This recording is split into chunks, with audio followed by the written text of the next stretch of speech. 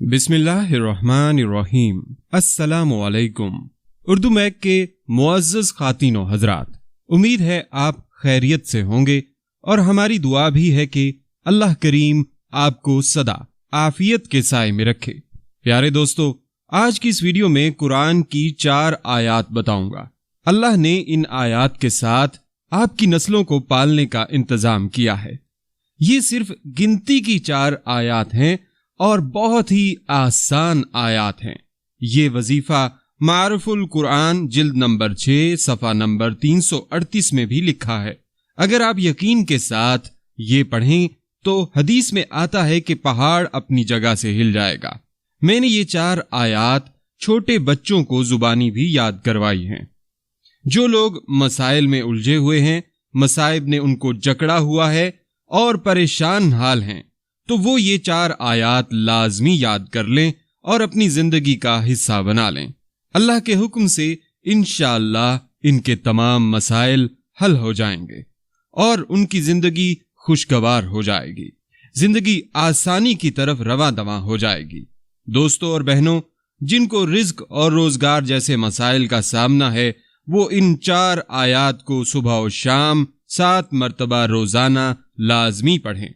आप यकीन करें कि मसाइब व मुश्किलात, आफात और हर किस्म की तंगियां इन 4 आयात के पढ़ने से सब ही खत्म हो जाती हैं।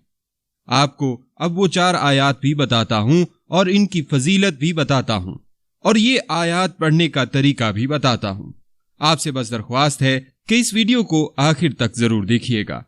नाजरीन इकराम, इन 4 आयात से मुतल्लिक पहले एक सच्चा वाकया सुन लें ताकि आपका यकीन मजबूत हो जाए।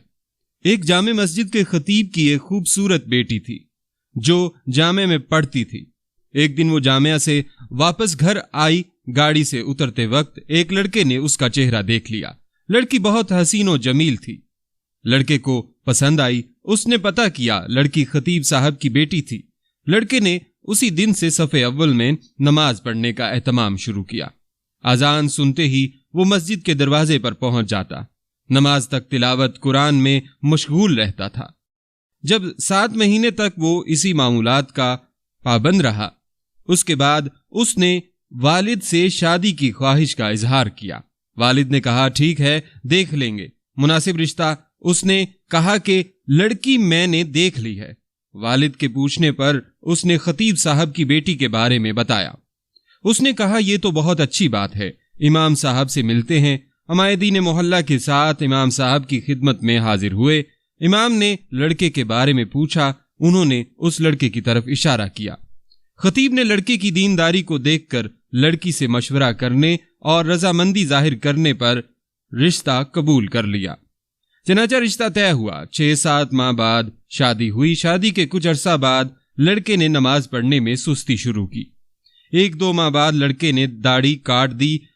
घर आने पर लड़की ने सख्त नाराजगी का इजहार किया। उसने कहा कि ये नमाजें तो मैं तुम्हें हासिल करने के लिए पढ़ रहा था, अब मकसद हासिल हो चुका है, अब क्या जरूरत है।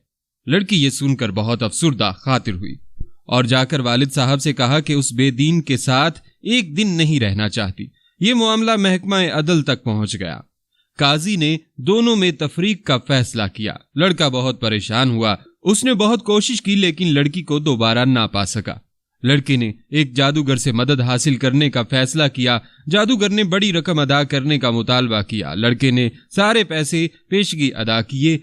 कुछ दिन के बाद जादूगर ने मजीद पैसों का मुतालबा किया। लड़के ने फिलफौर वो भी अदा किए और कहा कि काम हो जाना चाहिए, पैसों का फिक्र न करें। 1 माह के बाद जादूगर ने लड़के को बताया, आ जाओ, अपने पैसे ले जाओ, तुम्हारा काम किसी सूरत में मुमकिन नहीं है। जब वो लड़का जादूगर के कमरे में पहुंचा तो जादूगर एक बड़ा चाकू हाथ में लिए खड़ा है। लड़के ने हैरत ज़दा अंदाज में पूछा, ये क्या कर रहे हो? जादूगर ने कहा, मुझे कत्ल कर दो वरना 2 कत्ल कर दिए जाएंगे। लड़के ने कहा, मैं ये नहीं कर सकता, लिहाजा मेरे पैसे दे दो। उसने पैसे दिए। लड़का पैसे लेकर भागने लगा। पुलिस वाले ने लड़के को परेशान हालत में भागते हुए देखकर गिरफ्तार कर लिया। पैसे जब्त कर लिए। लड़के के तवस्सुत से पुलिस जादूगर तक पहुंच गई। जादूगर ने पुलिस को कहा, मार डालो, मैं मरने वाला हूं, मुझे वो नहीं छोड़ेंगे। पुलिस दोनों को काजी के पास ले गई। قاضی کو جادوگر نے پوری کہانی سنائی کہ ہم شیاطین کے ذریعے جادو کا عمل کرتے ہیں اور کامیاب ہو جاتے ہیں، لیکن اس لڑکی پر جب میں نے یہ عمل کیا اور شیطانوں سے مدد حاصل کرنے کی کوشش کی تو اس گھر کی حفاظت پر فرشتے مامور تھے۔ پھر میں نے دوسرا عمل کیا، تب بھی فرشتے مامور تھے، لیکن پہلے سے تعداد میں زیادہ۔ اس کے بعد میں نے رئیس الشیاطین سے مدد لینے کی کوشش کی۔ اس بار جب وہ گھر کے پاس گئے تو وہاں فرشتے کھڑے تھے۔ اس دن کے بعد سے اب مجھے وہ شیطان گروہ مارنے پر تلے ہیں۔ قاضی حیران ہوا۔ اس نے خطیب صاحب کو بلایا۔ جب امام صاحب تشریف لائے تو انہوں نے پوچھا، کیا عمل کرتے ہو کہ فرشتے آپ کے گھر کی حفاظت پر مامور ہیں؟ اس نے پوچھا، کیوں، کیا ہوا؟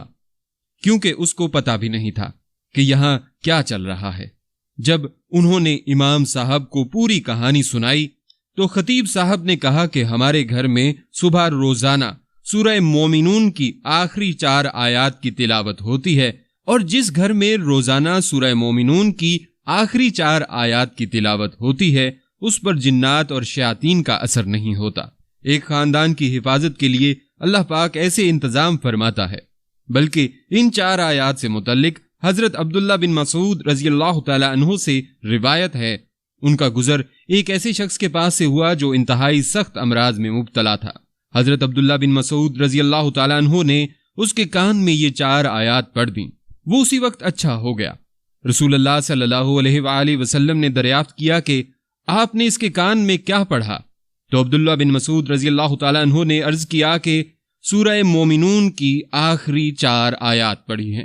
اس پر رسول اللہ صلی اللہ علیہ وآلہ وسلم نے فرمایا کہ قسم ہے اس ذات کی جس کے قبضہ میں میری جان ہے، اگر کوئی آدمی جو یقین رکھنے والا ہو یہ آیات پہاڑ پر پڑھ دے تو پہاڑ اپنی جگہ سے ہٹ جائے۔ دوستو، اللہ کے ذکر اور قرآن میں بڑی برکت ہے۔ یہ انسان کی ہر اس جگہ سے حفاظت کرتے ہیں جہاں سے انسان کو نقصان پہنچنے کا خطرہ ہو۔ لہٰذا زیادہ سے زیادہ ذکر کریں، رب کو یاد کریں۔ امید کرتا ہوں ویڈیو آپ دوستوں کو پسند آئی ہوگی۔ ویڈیو پسند آئے تو لائک اور شیئر ضرور کر دیجیے گا، کیونکہ مخلوق خدا کی خدمت کا جذبہ آپ کی بگڑی بنا سکتا ہے۔ اور آنے والی نئی ویڈیوز کے لیے ہمارے چینل کو سبسکرائب کر دیں اور ساتھ میں موجود گھنٹی کے بٹن کو ضرور دبا دیں تاکہ ہماری ہر نئی آنے والی ویڈیو سب سے پہلے آپ تک پہنچے۔ مجھے دیجیے اجازت۔ سانسوں نے وفا کی تو اگلی بار ایک اور دلچسپ ویڈیو لے کر آپ کی خدمت میں حاضر ہوں گا۔ تب تک کے لیے خدا حافظ۔ اللہ پاک آپ سب کا حافظ و نگہبان ہو۔